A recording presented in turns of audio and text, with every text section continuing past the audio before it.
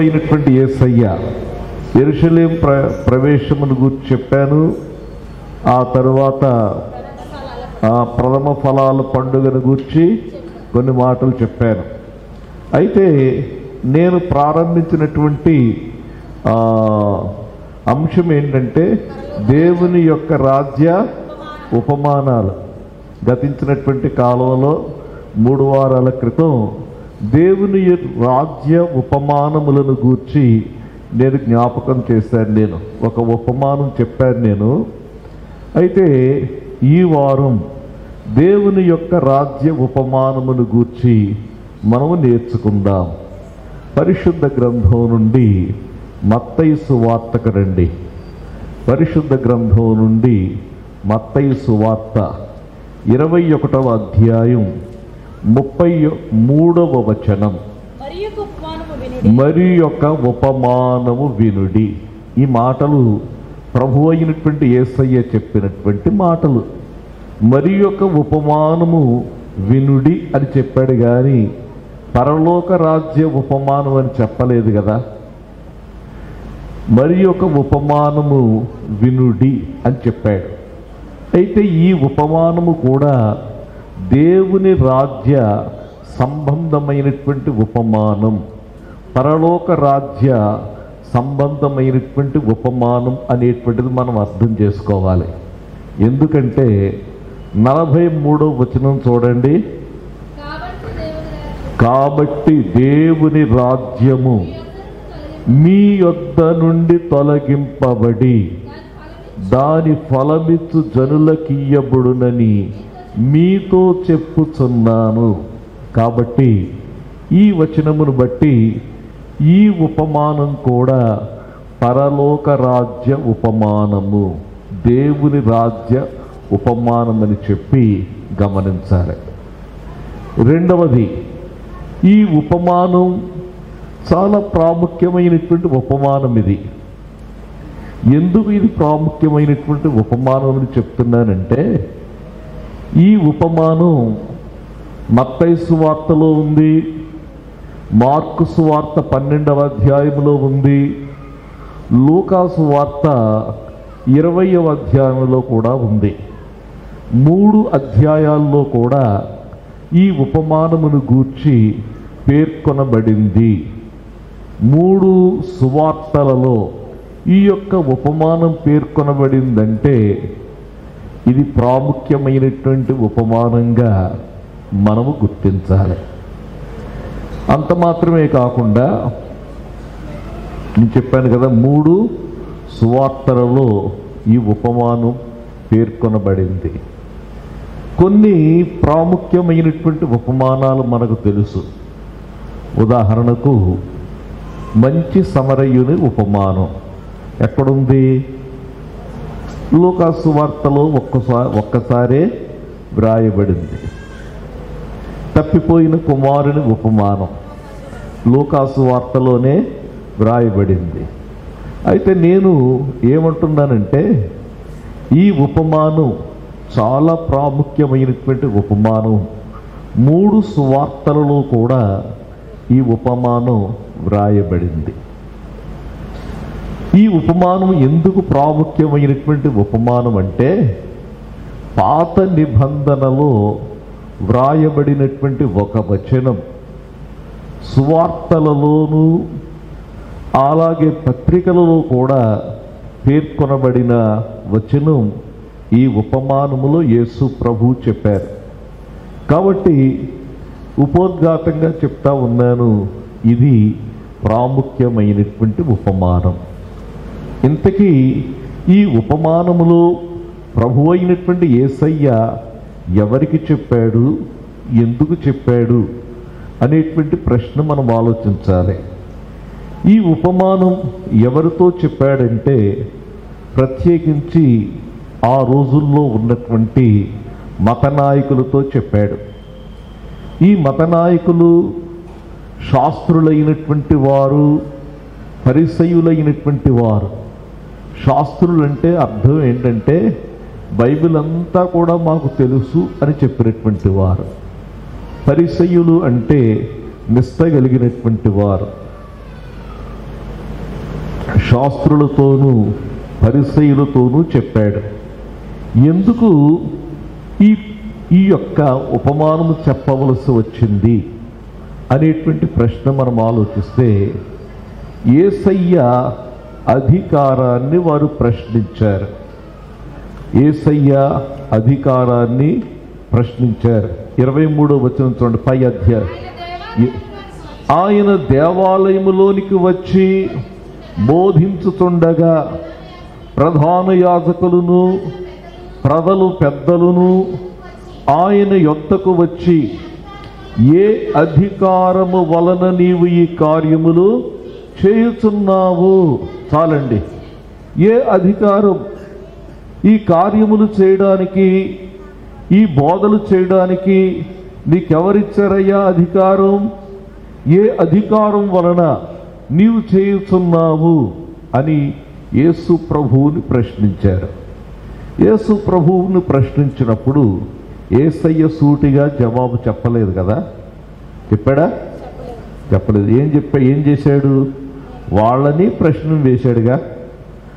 24వ వచనం, యేసు, నేనును మిమ్మల్ని ఒక మాట అడుగుతున్నారు. చాలండి. యేసయ్య సూటిగా ఎందుకు సమాధానం చెప్పలేదంటే, చెప్పిన వారు ఆ సమాధానాన్ని అంగీకరించరు. చెప్పినా కూడా అంగీకరించరు. చెప్పినా అంగీకరించినప్పుడు ఎందుకు చెప్పడం అని చెప్పేసి వారికి సమాధానం చెప్పకుండా వారిని ప్రశ్నిస్తున్నట్లుగా మనం చూస్తున్నాం. నేను ఏ అధికారము తో నేను చేయుచున్నానో మీతో చెప్పను. అయితే నేను ఒక ప్రశ్న వేస్తున్నాను. ఏంటి? యోహాను ఇచ్చిన బాప్తిసం ఎక్కడి నుండి కలిగింది? పరలోకము నుండి కలిగిందా, మనుషుని వలన కలిగిందా? చాలండి. ఈ క్రింద వచనాలన్నీ చూస్తే ఇక్కడ యేసయ్య అధికారాన్ని వారు ప్రశ్నిస్తూ ఉన్నారు. యేసయ్య అధికారాన్ని ప్రశ్నిస్తున్నప్పుడు యేసయ్య అధికారం కలిగినటువంటి వాడు, అధికారంతో పంపబడినటువంటి వాడు. యేసు యొక్క అధికారం ఎవరి వలన కలిగిందో అనేటువంటి సంగతిని విశదీకరించడానికి ఈ ఉపమానము చెప్తున్నట్లుగా మనం గమనించాలి. దేవునికి స్తోత్రం కలుగునుగాక. హల్లెలూయా. మంచిది. ఈ ఉపమానమును గూర్చినటువంటి ఉపోద్ఘాతం నేను మీకు చెప్పాను. ఈ ఉపమానములో ఉన్నటువంటి సంగతులు చూద్దాం. చూడండి. మొదటిది, ఇంటి యజమానుడొకడు ఉండెను. ఉన్నాడా లేదా? ఉన్నాడంట కాదు, ఉన్నాడు. ఇంటి యజమానుడు ఉన్నాడు. ద్రాక్ష తోట ఉంది, కంచె వేయించాడు, ద్రాక్షల తొట్టి తొలిపించాడు, గోపురము కట్టించాడు, గుత్తదారులకు గుత్తకు ఇచ్చాడు. ఇక్కడ ఇవన్నీ కూడా మనం చూస్తూ ఉన్నాం. దేవునికి స్తోత్రం కలుగునుగాక. ఈ మాటలు ఒక్కొక్కటిగా మనం చూద్దాం. ఈ మాట మర్చిపోకండి. యేసయ్య తన అధికారాన్ని గూర్చి చెప్తా ఉన్నాడు. తనకు అధికారం ఎవరి వలన కలిగిందో ఆయన అధికారాన్ని తృణీకరిస్తే ఏమవుతుందో ఇవన్నీ చెప్పడానికి ఉపమానం చెప్పాడు. ఈ ఉపమానములో ఉన్నటువంటిది మొట్టమొదటిగా మనం గమనిస్తున్నాం, ఇంటి యజమానుడు. ఇంటి యజమానుడు అనే మాట దగ్గర మనం అర్థం చేసుకోవాల్సింది ఏంటంటే, దేవుడే యజమానుడు కదా. దేవుడే యజమానుడు. నేను యజమానుడనైతే నాకు భయపడువాడు ఎక్కడా అని ప్రశ్నించాడు. ఇంటి యజమానుడు దేవుడు. అందుకే అపోస్తలుడైనటువంటి పౌలు గారు అంటాడు, పరలోకమందును భూమి మీదను ఉన్నటువంటి ప్రతి కుటుంబము ఏ దేవుని వలన కుటుంబమని పిలువబడుచున్నదో, ఏ తండ్రిని బట్టి కుటుంబమని పిలువబడుచున్నదో ఆ తండ్రి ఎదుట నేను మోకాళ్ళుని అని ప్రార్థన చేస్తాడు. కాబట్టి ఇంటి యజమానుడు దేవుడు అనేటువంటిది మనం జ్ఞాపకం చేసుకోవాలి. రెండవది, ద్రాక్ష తోట. రెండోదేంటి? ద్రాక్ష తోట. ఈ ఇంటి యజమానుడు ఒక ద్రాక్ష తోట నాటించాడు. ఒక ద్రాక్ష తోట నాటించాడు. ఎవరు ఈ ద్రాక్ష తోట అనేటువంటి ప్రశ్న మనం ఆలోచించాలి. దేవునికి స్తోత్రం.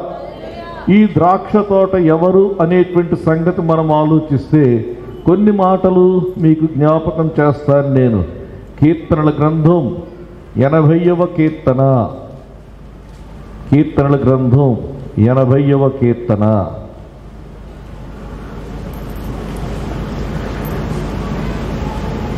8వ వచనం. నీవు ఐగుప్తులో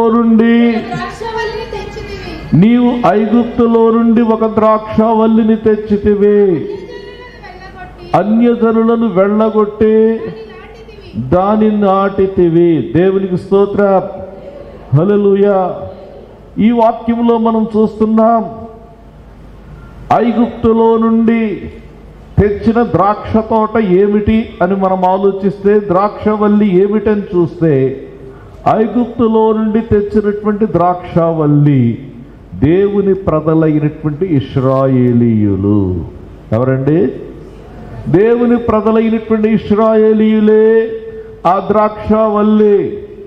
దేవుడు ఏం చేశాడంటే, వాగ్దాన భూమిలో ఉన్నటువంటి 7 కనాను జాతుల వారిని వెళ్ళగొట్టి ఈ ద్రాక్షవల్లిని ఏం చేశాడంటే నాటినట్లుగా మనం చూస్తూ ఉన్నాం. దేవునికి స్తోత్రం కలుగునుగాక. హల్లెలూయా. ఈ ద్రాక్షవల్లిని నాటాడు. ఎవరు ఈ ద్రాక్షవల్లి? దేవుని ప్రజలైన ఇశ్రాయేలీయులు.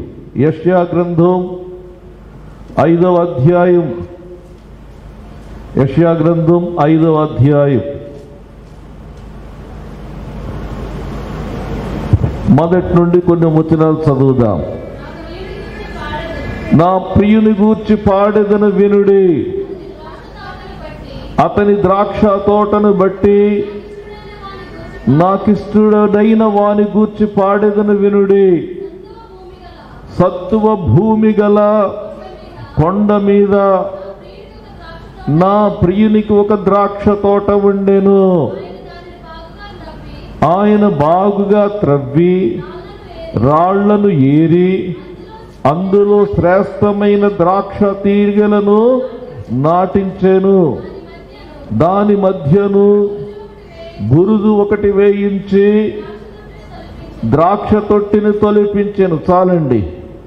ఇక్కడ కూడా మనం చూస్తూ ఉన్నాం ప్రియుని ద్రాక్ష తోట.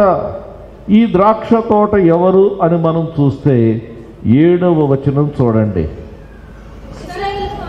ఇశ్రాయేలు వంశం సైన్యములకు అధిపతియగు యెహోవా ద్రాక్ష తోట, యూదా మనుష్యులు ఆయనకిష్టమైన వనము. కాబట్టి ద్రాక్ష తోట. ఈ ద్రాక్ష తోటను గూర్చి మనం చూస్తే ఈ ద్రాక్ష తోట ఎవరు అనేటువంటి ప్రశ్న మనం ఆలోచిస్తే యూదా ప్రజలే ఈ ద్రాక్ష తోట. ఇశ్రాయేలు జనాంగమే ఈ ద్రాక్షవల్లి. ఇంటి యజమానుడు ఒకడుండెను. అతడు ద్రాక్ష తోట నాటించి, ఈ ద్రాక్ష తోట దేవుని ప్రజలైనటువంటి ఇశ్రాయేలీయులు అనేటువంటిది మనం చూస్తూ ఉన్నాం. తోట నాటించిన తర్వాత ఏం చేశాడు? చుట్టూ కంచె వేయించి అనేటువంటి మాట గమనించండి. దేవునికి స్తోత్రం కలుగునుగాక. కంచె వేయించి అంటే అర్థం ఏంటంటే ప్రత్యేకించాడు ఈ ద్రాక్ష తోటను. ఈ ద్రాక్ష తోటను ఏం చేశాడంటే ఒక ప్రత్యేకమైనటువంటి వనముగా, తనకిష్టమైనటువంటి వనముగా, ఒక ప్రత్యేకమైనటువంటి రీతిలో ఏం చేశాడంటే చుట్టూ కంచె వేయించాడు. దేవునికి స్తోత్రం కలుగునుగాక. కంచె అనగా మనం అర్థం చేసుకోవాల్సింది ఏంటంటే దేవుడు తన ప్రజలైనటువంటి ఇశ్రాయేలీయులకు ధర్మశాస్త్రమును అనుగ్రహించి దేవుని యొక్క ధర్మశాస్త్రము కలిగినటువంటి ప్రజలుగా ప్రత్యేకించుకున్నాడు. అది దేవునికి స్తోత్రం. వారి యొక్క ప్రత్యేకత ఏంటంటే దేవోక్తులు మొట్టమొదటిగా వారికి ఇవ్వబడ్డాయి. ధర్మశాస్త్ర ప్రధానం వారికి చేయబడింది. దేవుడు వారితో నిబంధన చేసుకున్నాడు. ఒక ప్రత్యేకమైనటువంటి జనాంగముగా దేవుడు ఏర్పరచుకున్నట్లుగా మనం చూస్తూ ఉన్నాం. నిర్గమాకాండం గ్రంథం 19వ అధ్యాయములో మనం చూస్తే ఈ మాటలు కనబడతాయి. 19వ అధ్యాయం 4వ వచనం, నేను ఐగుప్తీయులకు మిమ్మును గద్ద రెక్కల మీద మోసి మిమ్మును ఎట్లు చేర్చుకొంటినో కాగా మీరు నా మాట శ్రద్ధగా విని నా నిబంధనను అనుసరించి నడిచిన ఎడల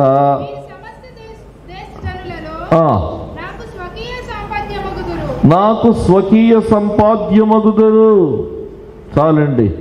6వ వచనంలో అంటాడు, సమస్త భూమియు నాదే కదా, మీరు నాకు యాజక రూపమైన రాజ్యముగాను పరిశుద్ధమైన జనముగాను ఉందురని చెప్పాను.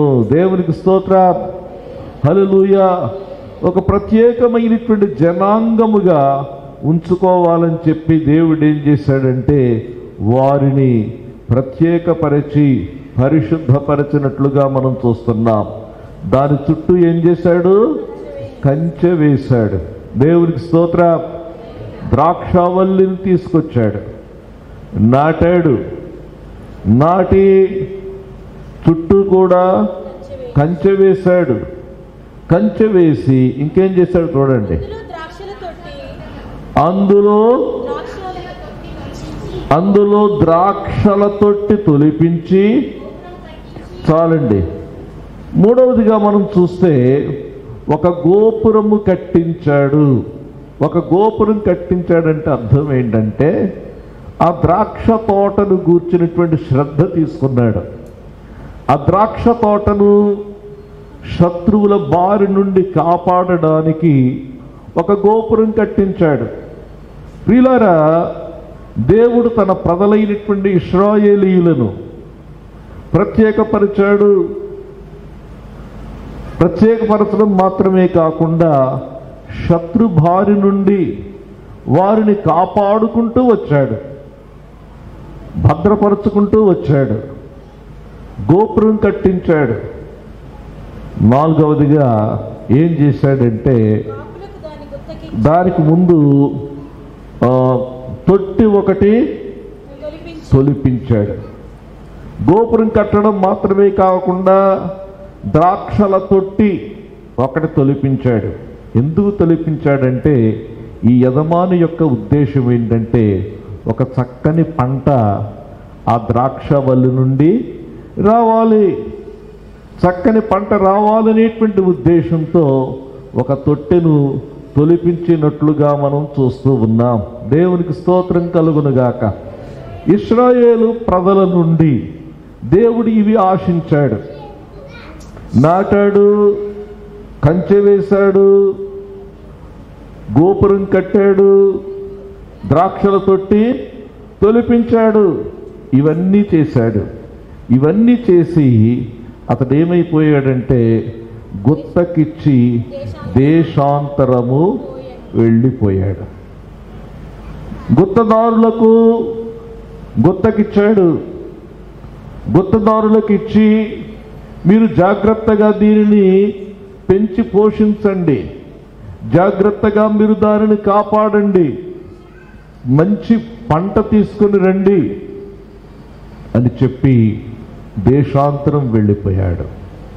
ప్రియులారా, మనం గమనించినట్లయితే దేవుడు కూడా తన ప్రజలైనటువంటి వారికి, ఇశ్రాయేలు ప్రజలకు ధర్మశాస్త్రం ఇచ్చాడు. ధర్మశాస్త్రం ఇచ్చి ధర్మశాస్త్రమునకు అప్పగించాడు.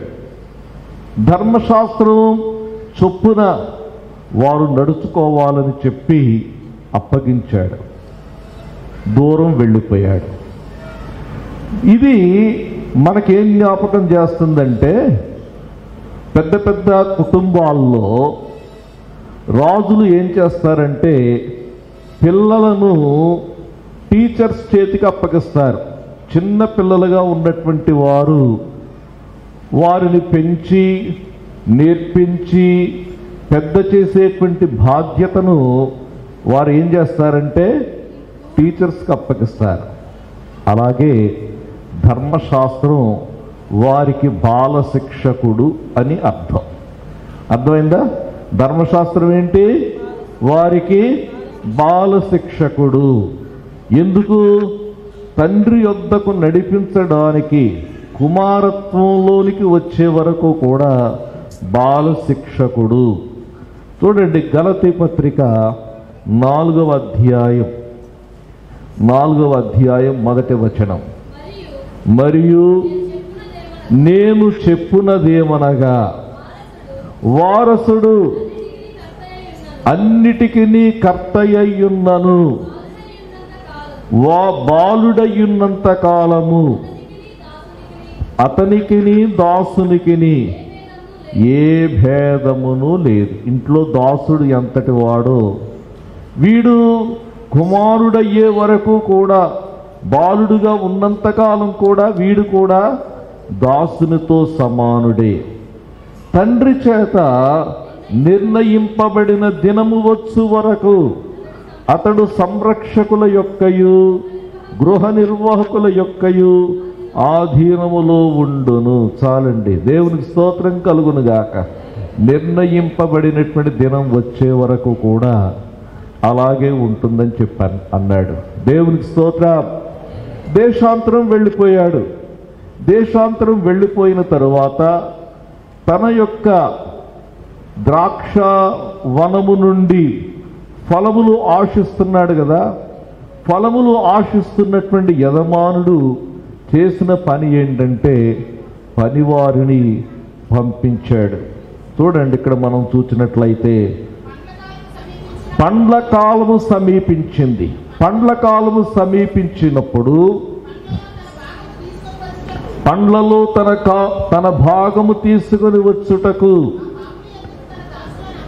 ఆ కాపుల యొద్దకు తన దాసులను పంపగా, కాపులు అతని దాసులను పట్టుకొని ఒకని కొట్టిరి, ఒకని చంపిరి, మరి ఒకని మీద రాళ్ళు రువ్విరి.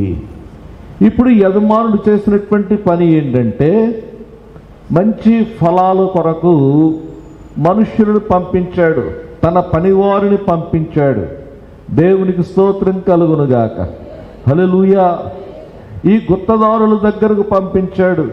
ఈ తోటను గుత్త చేస్తున్నారు కదా, ఈ గుత్తదారుల దగ్గరకు పంపించాడు. పంపించినప్పుడు ఈ గుత్తదారులు చేసినటువంటి పని ఏంటంటే యజమానుని చేత పంపబడినటువంటి వారిని పట్టుకున్నారు, కొట్టారు, చంపారు, రాళ్ళు రువ్వారు. ఇది వారు చేసినటువంటి పని. ప్రియులారా, గమనించండి, దేవుడు తన ప్రజలైనటువంటి ఇశ్రాయేలీయుల యొద్దకు తన సేవకులను పంపించాడు. తన సేవకులను పంపించి వారు మంచి ఫలాలు ఫలించాలని ప్రోత్సహించడానికి, హెచ్చరించడానికి తన సేవకులను పంపించాడు. తన సేవకులను పంపించినప్పుడు ఆ ప్రజలు చేసినటువంటి పని ఏంటంటే తన సేవకులను రాళ్లతో కొట్టినట్లుగా మనం చూస్తూ ఉన్నాం. దేవుని యొక్క వాక్యములో నుండి మరికొన్ని మాటలు మీకు జ్ఞాపకం చేస్తాను నేను. దేవునికి స్తోత్రం కలుగునుగాక. ఇర్మియా గ్రంథం 25వ అధ్యాయం 4వ వచనం చూడండి. ఇర్మియా గ్రంథం 25వ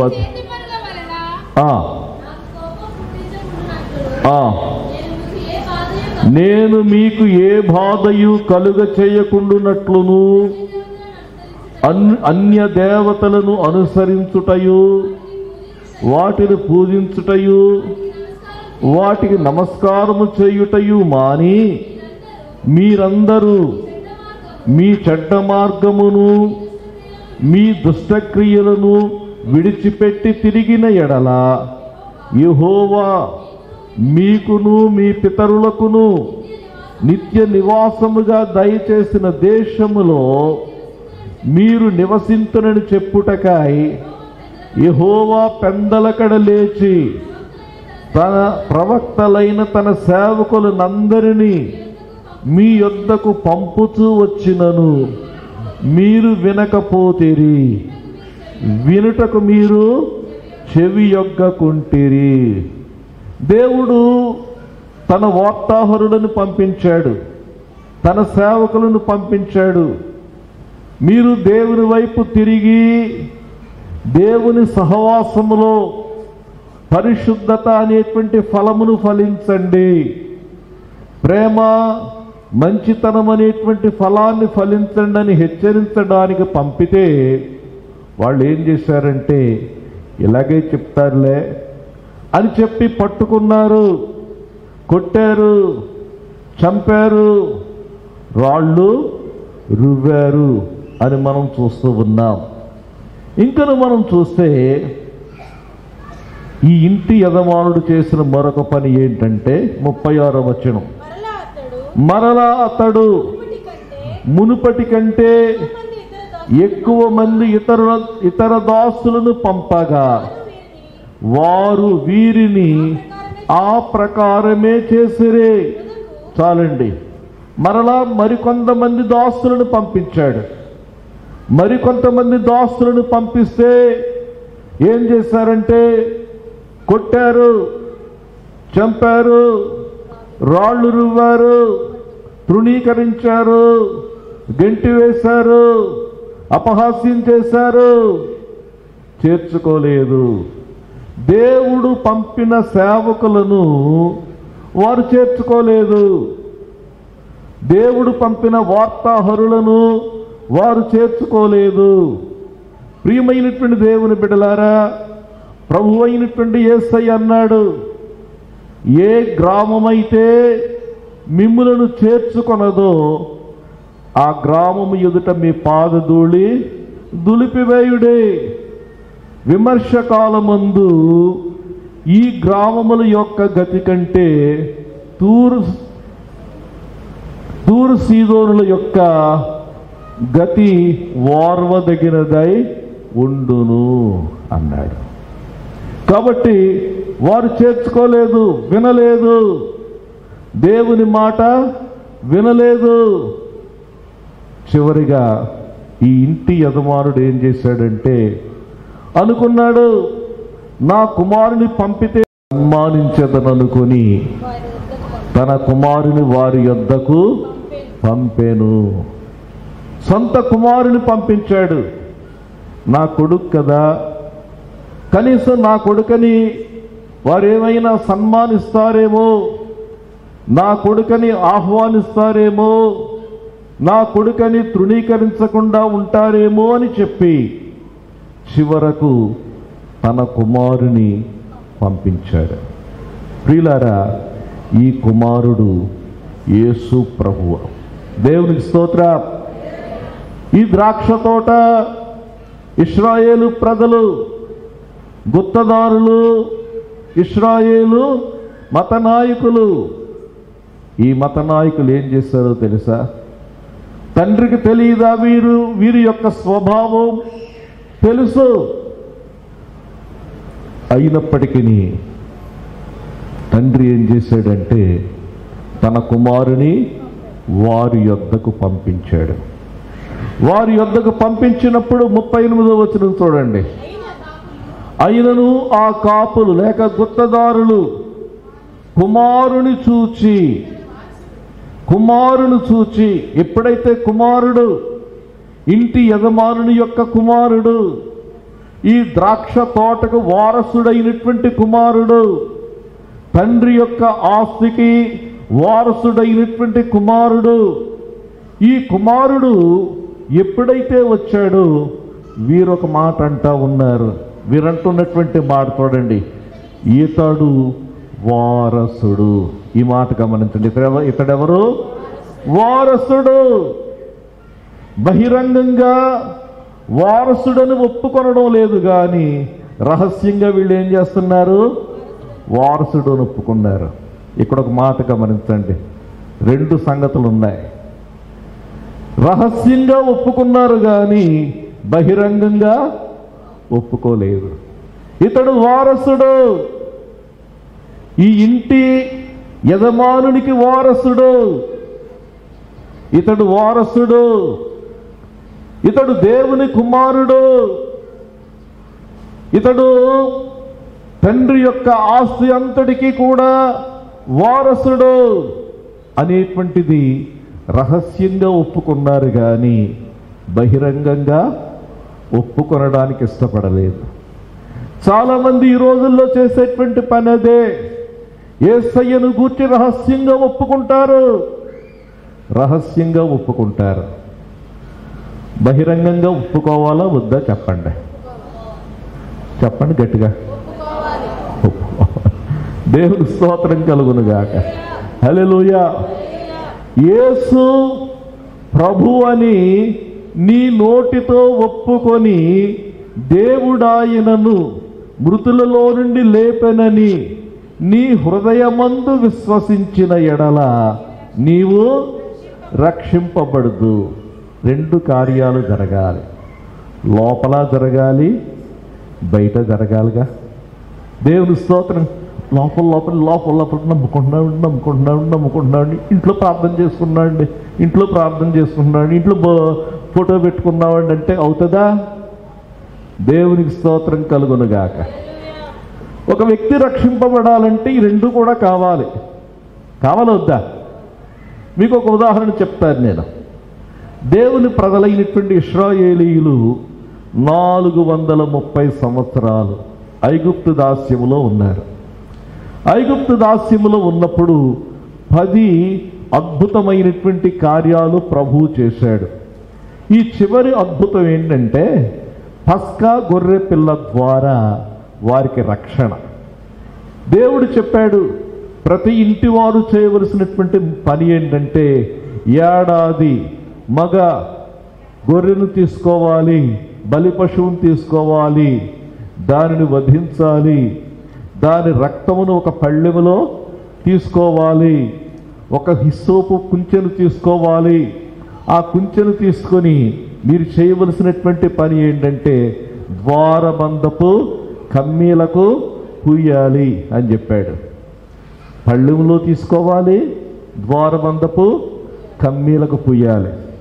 లేదు ప్రభువా, గంగాళం నిండా తీసుకున్నానని చెప్పి ఇంట్లో పెట్టి కూర్చుంటే అవుతుందా చెప్పండి? రక్షింపబడతారా? రక్షింపబడరుగా. దేవునికి స్తోత్రం కలుగునుగాక. హల్లెలూయా, హల్లెలూయా.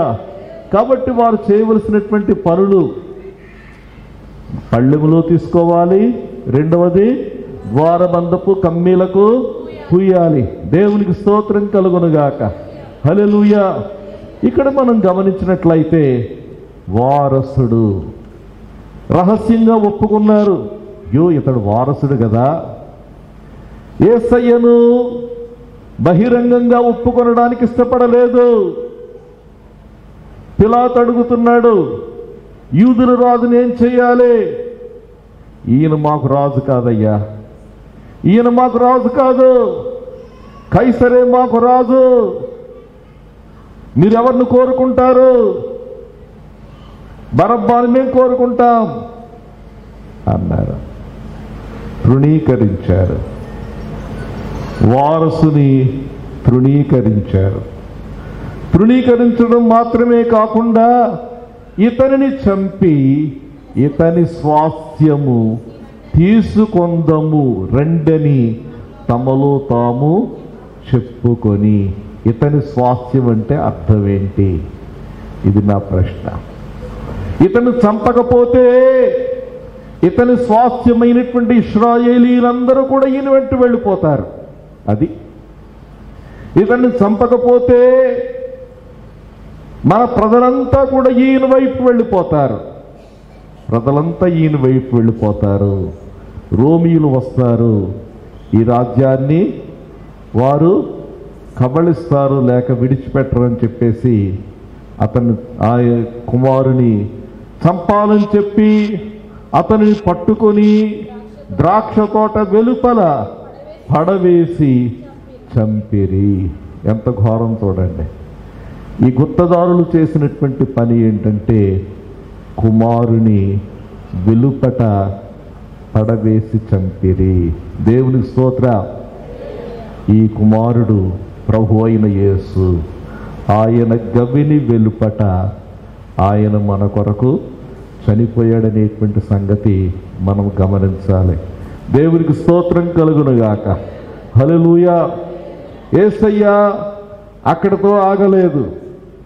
40వ వచనంలో అంటున్నాడు, కాబట్టి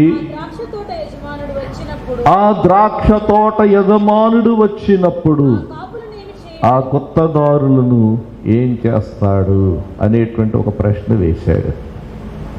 వారు ఏం సమాధానం చెప్తారో చూడాలని చెప్పి ఒక ప్రశ్న వేశాడు.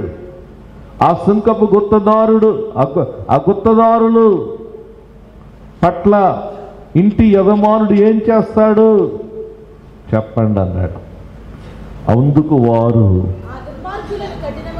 ఆ దుర్మార్గులను కఠినముగా సంహరించి వాటి వాటి కాలముల యందు తనకు పండ్లను చెల్లించునట్టి ఇతర కాపులకు ఆ ద్రాక్ష తోట గుత్తకిచ్చునని ఆయనతో చెప్పిరి. ఇక్కడ యేసయ్య అడిగిన ప్రశ్నకు వాళ్ళు ఏమంటున్నారు? దుర్మార్గులు కఠినముగా సంహరింపబడాలి అనేటువంటి మాట వాళ్ళంతట వాళ్ళే తీర్పు విధించుకున్నారు. అది వారంతట వారే తీర్పు విధించుకున్నారు. యేసయ్య తీర్పు చెప్పలేదుగా. యేసయ్య తీర్పు చెప్పాడా? ఒరే మీరు ఇలాంటి పని చేశారు కాబట్టి ఇలా చేస్తానన్నాడా? దేవునికి స్తోత్ర. వారంతట వారే తమకు తీర్పును విధించుకున్నారు. అయితే యేసయ్య తీర్పు మాట చెప్పలేదు, కానీ ఒక అద్భుతమైనటువంటి మాట వారిని చూసి ఒక మాట అన్నాడు. దేవునికి స్తోత్రం కలుగునుగాక. హల్లెలూయా, హల్లెలూయా. ఒక అద్భుతమైనటువంటి, ఇది తీర్పు మాట కాదు కానీ ఒక గొప్ప ఆశీర్వాదకరమైనటువంటి మాటను యేసు ప్రభు పలుకుతూ ఉన్నట్లుగా మనం చూస్తూ ఉన్నాం. చాలా ప్రాముఖ్యమైనటువంటి మాట యేసయ్య తెలియచేస్తా ఉన్నాడు. దేవునికి స్తోత్రం కలుగునుగాక. హల్లెలూయా. ఏం చెప్తున్నాడు చూడండి. మరియు యేసు వారిని చూచి ఇల్లు కట్టువారు నిషేధించిన రాయి మూలకు తలరాయి ఆయెను, ఇది ప్రభువు వలననే కలిగెను, ఇది మన కన్నులకు ఆశ్చర్యం అను మాట మీరు లేఖనములలో ఎన్నడూ చదవలేదా? దేవునికి స్తోత్ర. చాలా చాలా బైబిల్లో చాలా ప్రాముఖ్యమైనటువంటి మాట ఇది.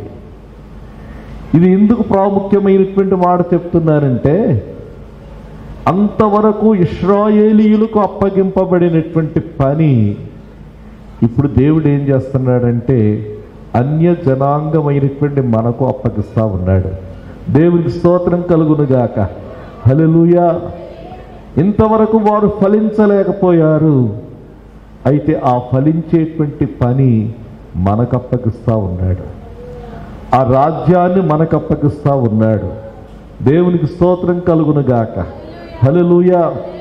ఈ మాటను గూర్చి మనం చదివితే ఈ మాట ఎక్కడుందంటే కీర్తనల గ్రంథం 118వ కీర్తన 23వ వచనం చూడండి. ఇల్లు కట్టువారు నిషేధించిన రాయి మూలకు తలరాయి ఆయను, అది యెహోవా వలన కలిగినది, అది మన కన్నులకు ఆశ్చర్యము. దేవునికి స్తోత్రం. యేసయ్య ఒక మాట చెప్తా ఉన్నాడు. ఒక రాయి, ఈ రాయిని మీరు తృణీకరించారు, ఈ రాయిని మీరు నిషేధించారు. నిషేధింపబడిన రాయి ప్రక్కకు పెట్టివేయబడింది. ఈ ప్రక్కకు పెట్టివేయబడినటువంటి రాయి, ఈ తృణీకరింపబడినటువంటి రాయి, ఈ రాయినే దేవుడు ఏం చేశాడంటే ఒక తలరాయి అయ్యేటట్లుగా చేశాడు. దేవునికి స్తోత్రం కలుగునుగాక. హల్లెలూయా. ప్రభు అయినటువంటి యేసయ్య తృణీకరింపబడ్డాడు, ప్రక్కకు పెట్టేశారు. ఈ మందిర నిర్మాణములో ఈయనకు పని లేదని చెప్పి ప్రక్కకు పెట్టారు. అయితే దేవుడు నిర్మించే ఆయన మందిరములో, ఆయన దేవాలయములో ఆయనే చాలా ప్రాముఖ్యమైనటువంటి రాయి అయ్యాడు. దేవునికి స్తోత్రం కలుగునుగాక. హల్లెలూయా. మందిరం అంతా కూడా ఈ రాయిని బట్టే ఉంటుంది. మూలరాయి ప్రభు అయిన యేసు అయినట్లుగా మనం చూస్తూ ఉన్నాం. అపోస్తల కార్యముల గ్రంథం 4వ అధ్యాయం 11వ వచనం చూడండి. ఇల్లు కట్టువారైన మీరు నిషేధించిన రాయి ఆయనే. ఆ రాయి మూలకు తలరాయి ఆయను.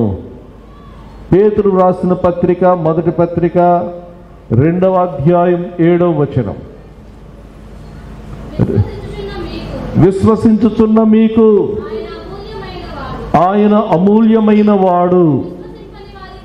విశ్వసింపని వారికైతే ఇల్లు కట్టువారు ఏ రాతిని నిషేధించిరో అదే మూలకు తలరాయి ఆయను. అది అడ్డురాయియు అడ్డుబండయు ఆయను. తృణీకరించిన వారికి అది అడ్డుబండ. తృణీకరించినటువంటి వారికి వారు తొట్టుపడేటువంటి బండగా ఉన్నట్లుగా మనం చూస్తూ ఉన్నాం. ఎవరైతే విశ్వసిస్తారో వారికి ఆయన ఏమై ఉన్నాడంటే అది తలరాయిగా ఉంటూ ఉన్నట్లుగా మనం చూస్తూ ఉన్నాం. దేవునికి స్తోత్రం కలుగునుగాక. హల్లెలూయా, హల్లెలూయా. కాబట్టి ఇది తలరాయి. ఎవరైతే విశ్వసిస్తారో, ఎవరైతే తృణీకరించకుండా ఉంటారో, ఎవరైతే స్వీకరిస్తారో వారికి ప్రభు అయినటువంటి యేసయ్య ఆయన మూలరాయిగా ఉంటాడు. దేవునికి స్తోత్రం కలుగునుగాక. హల్లెలూయా. ఎవరైతే తృణీకరిస్తారో వారికి అడ్డుబండ. రెండవదిగా తొట్టిల్ల చేసేటువంటి బండగా ఉన్నట్లుగా మనం చూస్తూ ఉన్నాం. కాబట్టి ప్రియులారా, మనము ఆయన అధికారాన్ని అంగీకరించాలనేటువంటి మాటను మీకు జ్ఞాపకం చేస్తా ఉన్నాను. ఆయన కుమారుడు, ఆయన వారసుడు. ఆ రోజున ఈ ప్రజలంతా కూడా, ఇశ్రాయేలు పెద్దలంతా కూడా ఆయనను తృణీకరించారు, ఆయనను విసర్జించారు. అయితే వారంతట వారే వారి మీద శాపం తెచ్చుకున్నారు. అంత మాత్రమే కాకుండా యేసయ్య ఒక మాట అంటా ఉన్నాడు. 44వ వచనం, 21:44. మరియు ఈ రాతి మీద పడువాడు తునకలైపోవును గాని అది ఎవని మీద పడునో వానిని నలిచేయునెను. ఈ బండ 2 స్థలాల్లో ఉంది. ఒకటి భూమి మీద ఉంది. భూమి మీద ఉన్నప్పుడు దీని మీద పడ్డవారంతా కూడా ఏమైపోయారంటే తునకలైపోయారు. దీనిని స్వీకరించకుండా, అంగీకరించకుండా నిషేధించిన వారు పడి తునకలైపోయారు. ప్రియులారా, మనం ఎలాగున్నాం అనేటువంటిది ప్రశ్నించుకోవాలి. వారసుడైనటువంటి వానిని అంగీకరిస్తామా లేక తృణీకరిస్తామా? ఈ వారసుడైనటువంటి వానిని తృణీకరించిన వారికి ఏం జరిగిందో మనం చూస్తున్నాం. ఆయన ఈ భూమి మీద ఉన్నప్పుడు ఈ బండ మీద పడ్డారు, పడి తునకలైపోయారు. శాస్త్రులు, పరిసయ్యులు, ఆ కాలంలో ఉన్నటువంటి సద్దూకయ్యులు, వీరంతా కూడా ఆయనను నిషేధించిన రాయిగా చూచారు, అంగీకరించలేదు. వారంతా కూడా తునకలైపోయినట్లుగా మనం గమనించాలి. సౌలు అనేటువంటి వ్యక్తిని గూర్చి మనం ఆలోచిస్తే, సౌలు ఏం చేస్తున్నాడంటే ఈ రాతిని తృణీకరించాడు, ఈ ప్రభువును తృణీకరించాడు, సంఘమును హింసించాలని చెప్పి సంఘమును హింసిస్తూ ఉన్నాడు. ఒకానొక రోజు ప్రభు ప్రత్యక్షమై అంటున్నాడు, సౌలా సౌలా, నీవేళ నన్ను హింసించుచున్నావు అని చెబుతూ ఒక మాట ప్రభు చెప్పాడు. ఆ మాట గమనించండి. దేవునికి స్తోత్రం కలుగునుగాక. అపోస్తుల కార్యముల గ్రంథం 26వ అధ్యాయం 14వ వచనం. మేమందరమును నేల పడినప్పుడు సౌలా సౌలా నన్నెందుకు హింసించుచున్నావు? చాలండి. యేసయ్య అంటా ఉన్నాడు, సౌలా సౌలా నన్నెందుకు హింసించుతున్నావు? అప్పటికి యేసయ్య బ్రతుకున్నాడా? అమ్మా, యేసయ్య చనిపోయాడు, ఆయన పునరుత్థానుడయ్యాడు, ఆయన తండ్రి కుడి పార్శ్వమున ఉన్నాడు, సంఘం స్థాపింపబడింది. సంఘమును హింసిస్తున్నాడు, సంఘాన్ని ఏం చేస్తున్నాడు? హింసిస్తున్నాడు. ఇక్కడ ఒక మాట గమనించండి. సంఘం అంటే క్రీస్తు శరీరం. నిన్ను హింసిస్తే యేసయ్యను హింసించినట్టే లెక్క. దేవునికి స్తోత్రం కలుగునుగాక. హల్లెలూయా.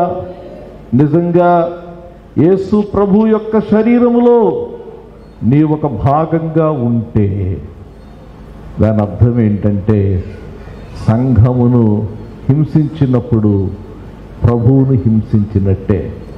సౌలా సౌలా, నీవేళ నన్ను హింసించుచున్నావు, మునుకోలకు ఎదురు తన్నుట నీకు కష్టమని హెబ్రీ భాషలో ఒక స్వరము నాతో పలుకుట వింటిని.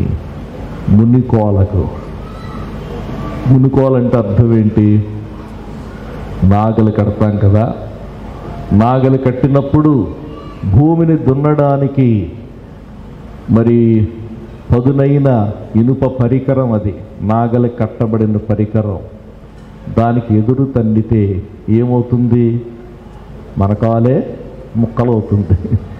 మునుకోలకు ఎదురు తన్నుట నీకు కష్టమని హెబ్రీ భాషలో ఒక స్వరము నాతో పలుకుట వింటిని. దేవునికి స్తోత్రం కలుగునుగాక.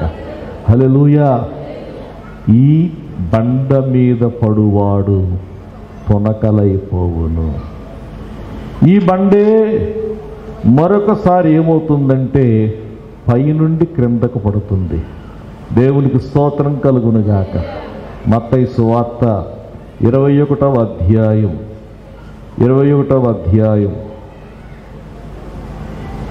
44వ వచనం. మరియు ఈ రాతి మీద పడువాడు తునకలైపోవును, గాని అది ఎవని మీద పడునో వానిని నలి చేయును. అంటే అర్థం ఏంటంటే, ఆయనను తృణీకరిస్తే ఒక దినాన్ని ఆయన రాబోతూ ఉన్నాడు. ఆయన వచ్చినప్పుడు తృణీకరించిన వారంతా కూడా నలైపోతారని చెప్పి ఇక్కడ మనం చూస్తూ ఉన్నాం. దేవునికి స్తోత్రం కలుగునుగాక. హల్లెలూయా. ఇక్కడ చెప్తా ఉన్నాడు, యేసయ్య అధికారం, ఆయన వారసుడు. ఈ వారసుడైనటువంటి వారిని ఆ రోజున ఆ గుత్తదారులు ఏం చేశారంటే తృణీకరించారు. అయితే ఈ రోజున ఈ వారసుడైనటువంటి వారిని మనము స్వీకరిస్తే ఏమవుతుందో తెలుసా? 43వ వచనం. కాబట్టి దేవుని రాజ్యము ఇశ్రాయేలీయుల యొద్ద నుండి తొలగింపబడి దాని ఫలమిచ్చు జనులకు ఇయ్యబడును. మీ యొద్ద నుండి తొలగింపబడుతుంది. మీ యొద్ద నుండి తొలగింపబడి ఎవరికి ఇవ్వబడుతుందంటే, ఎవరైతే దాని ఫలమునిస్తారో, అంటే అన్యజనులు, యూదులు ఎవరైతే ఆయనను స్వీకరిస్తారో, ఎవరైతే ఆయనను అంగీకరిస్తారో వారికి ఈ రాజ్య ఫలము ఫలించున్నట్లుగా ఈ రాజ్యము ఇవ్వబడుతుంది. దేవునికి స్తోత్రం కలుగునుగాక.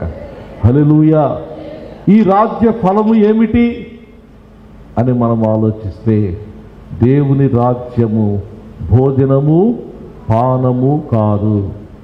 చాలామంది గొప్పలు చెప్పుకుంటారు కదా, మా మందిరంలో ప్రతిరోజు భోజనాలు పెడతారండి, ప్రతి వారం భోజనాలు పెడతారండి. తిరుపతిలో పెడుతున్నారు 1500, 2000, 15,000 మందికి. అది గొప్ప ఏం కాదుగా. భోజనాలు పెట్టడం దేవుని మందిరం కాదు. ఈ రోజుల్లో క్రైస్తవ సంఘాల్లో ఇదొకటి మొదలైంది, ప్రతి వారం భోజనాలు పెట్టాలి. మనుషుల యొక్క మనస్సు దేని మీద ఉందంటే భోజనాల మీదే ఉంది. అందుకే చెప్పాడు పౌలు గారు, భోజనము నిమిత్తమై దేవుని పనిని పాడు చేయకుడి. భోజనం కొరకు దేవుని పనిని పాడు చేయకుడి. దేవుని రాజ్యం భోజనము పానము కాదు, నీతియు సమాధానమును పరిశుద్ధాత్మ యందలి ఆనందం. ఈ ఫలములు ఎవరైతే ఫలిస్తారో వారికి ఇవ్వబడుతుంది అనేటువంటి మాట మనం చూస్తున్నాం. 45వ వచనం. ప్రధాన యాజకులను పరిసయ్యులను ఆయన చెప్పిన ఉపమానమును విన్నారు. గమనించండి, ఈ ఉపమానం విన్నారు. ఈ ఉపమానం విని ఏమంటున్నారు? తమ్మును గూర్చియే ఈ మాట చెప్పాడని గ్రహించి. చూడండి, ఎన్ని మా కోసమే చెప్పారండి, ఎన్ని మా కోసమే చెప్పారండి. చాలాసార్లు విశ్వాసులైనటువంటి వారు కూడా ఇదే కంప్లైంట్ చేస్తూ ఉంటారు. పాస్టర్ గారు మమ్మల్ని ఉద్దేశించే చెప్తున్నాడండి, పాస్టర్ గారు మమ్మల్ని ఉద్దేశించే చెప్తున్నాడండి అని చెప్పి అంటారు. కానీ చెప్పాడు కాబట్టి మారాలనుకోరుగా. మమ్మల్ని ఉద్దేశించి చెప్పాడు కాబట్టి మేము మార్పు చెందాలని చెప్పి అనుకోరు. వీళ్ళు ఎలాంటి వాళ్ళంటే శాస్త్రులు, పరిసయ్యులు. మా గురించే ఉపమానం విన్నారు, మంచిదే. విని విశ్వసించి ఉన్నట్లయితే బాగుండేది, విని మార్పు పొందినట్లయితే బాగుండేది. విని నిజమే ప్రభువా, ఈ వారసుడైనటువంటి వారిని మేము చంపాలని తీర్మానం చేస్తున్నాం, క్షమించు ప్రభువా అని చెప్పేసి వారు మార్పు చెందితే బాగుండేది. మార్పు చెందకుండా ఏం చేస్తున్నారో తెలుసా? ఆయనను ఎలా సంహరించాలా అని చెప్పి వారు చూస్తూ ఉన్నారు. వీరికి పెంతెకోస్తు దినమున పరిశుద్ధాత్ముడు దిగి వచ్చిన తరువాత వాక్యం విన్న ప్రజలకు తేడా చెప్తాను. చూడండి, అపోస్తుల కార్యముల గ్రంథం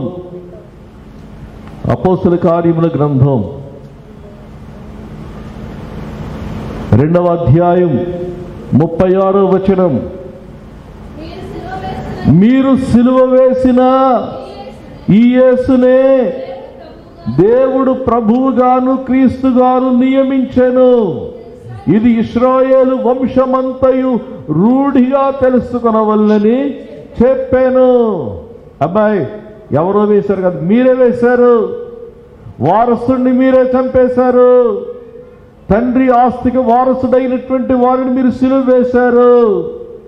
మీ వద్దకు వచ్చినటువంటి వారిని సిలువ వేశారు. అంతకుముందు పంపబడినటువంటి వారిని చంపారు. ఎంత మీరు చేశారు. అప్పుడైతే వాళ్ళు అనుకున్నారు ఎలా పట్టుకుందాం అనుకున్నారు, కానీ వీళ్ళు అనుకుంటున్నారు కదా, ఈ మాట విని హృదయములో నొచ్చుకొని, సహోదరులారా ఏం చేయమంటారు మమ్మల్ని? మీరు మారు మనసు పొంది పాప క్షమాపణ నిమిత్తము ప్రతివాడు యేసుక్రీస్తు నామమున బాప్తిస్మం పొందుడి, అప్పుడు మీరు పరిశుద్ధాత్మను వరమును పొందుదురు. దేవునికి స్తోత్రం కలుగునుగాక. హల్లెలూయా. ఈ కుమారుడు వారసుడు. దేవునికి స్తోత్రం. హల్లెలూయా. ఆయన అధికారం కలిగినటువంటి వాడు, వారసుడు. తండ్రి ద్రాక్ష తోటకు వారసుడు. ఈ కుమారుని వారైతే చంపారు, తృణీకరించారు, నిషేధించారు, మనమైతే ఈ కుమారుని ప్రభువుగా, రక్షకునిగా, అభిషక్తునిగా మన జీవితాల్లోనికి అంగీకరిద్దాం. మునుకోలకు ఎదురు తన్నుతున్నావేమో, మునుకోలకు ఎదురు తన్నుతున్నావేమో, రాయి మీద పడుతున్నావేమో. శాస్త్రులు, ప్రధాన యాజకులు, పరిసయ్యులు పడ్డారు, ముక్కలైపోయారు. మునుకోలకు ఎదురు తన్ను. ఈ రాయి మీద నీ జీవితాన్ని కట్టుకో. యేసు ప్రభువుని గూర్చిన సత్యం మీద నీ జీవితాన్ని కట్టుకో. దేవుడి మాటలు దీవించునుగాక. ఆమేన్.